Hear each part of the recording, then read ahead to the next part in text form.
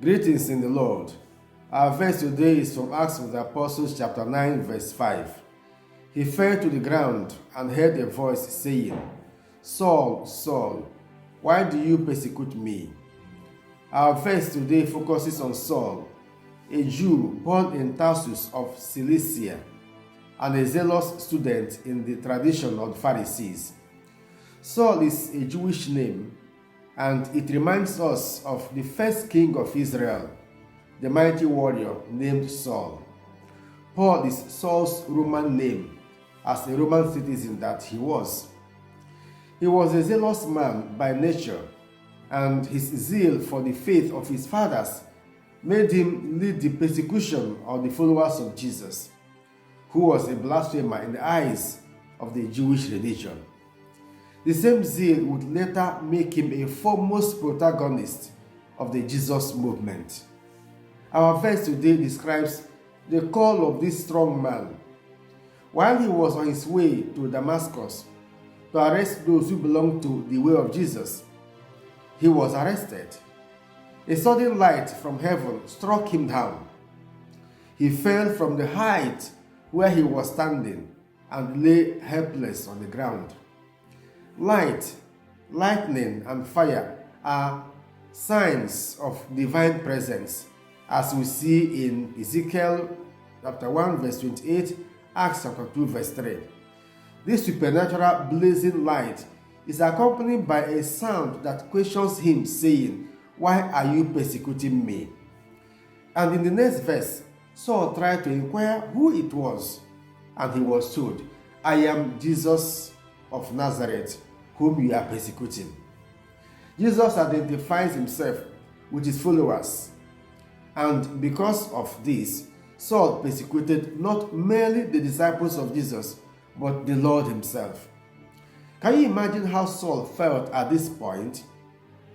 Let us ask, how did Saul persecute Jesus? As a Jew and an adherent of Judaism, was Saul doing anything wrong according to his Jewish belief? The Jesus movement was a threat to Judaism, as they were seen as impostors and lawbreakers. So, from his perspective as a Pharisee, he was defending his beliefs and the faith of his fathers. Dear friends, Saul may have been right from his perspective, but he was taught a lesson that there are other perspectives of life.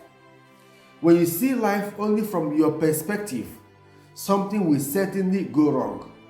And when you aggressively hold on to that perspective to the detriment of other people, you may find yourself in the business of persecution, as Saul did.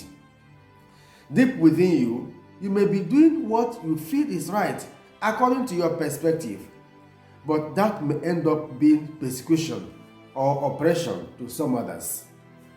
There is persecution everywhere, in society, the church, and even in the family.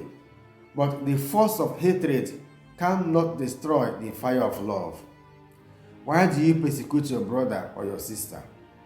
Why do you persecute your friends or those you feel are not part of your clique? This verse teaches us that Jesus identifies with those who identify with him, his followers, the oppressed, and those persecuted. We will learn that human strength melts at the feet of divine weakness as the powerful Saul surrenders to the powerful light of God.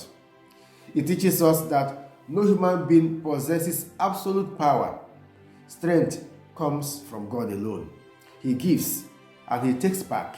So we are strong as long as God gives us the ability and the strength.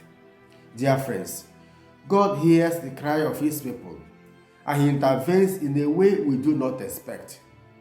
God changed the mission of Saul from being a persecutor of Christians to a preacher of Christ. God is calling us to preach the word, to spread love, and to be a light to the world, and not to become obstacles or persecutors to others. May God turn the heart of your persecutors, and may those who plot against you and your family gather in your Thanksgiving ceremony. Amen. God bless you.